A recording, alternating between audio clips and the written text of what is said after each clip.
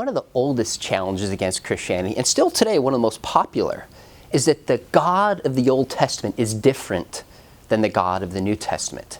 And when I hear this, there's a part of it that seems to ring kind of true. This is a fair objection. I mean, look in the Old Testament.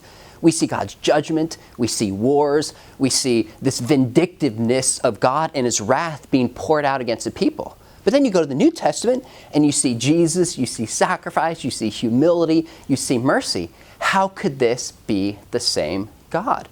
Well, I understand on the surface how people could come to this conclusion. But when we probe a little deeper, what we realize is we actually see a lot of mercy of God in the Old Testament.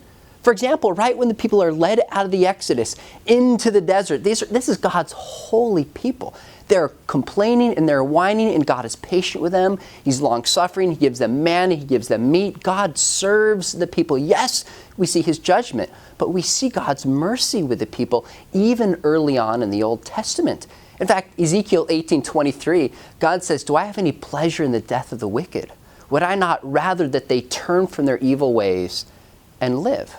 But we also go to the New Testament, and yes, we see the mercy of God, but we see judgment. We see Jesus at the temple, clearly showing His wrath. We see in Acts chapter 5, Ananias and Sapphira lying, and it cost them their life because they lied to the Holy Spirit.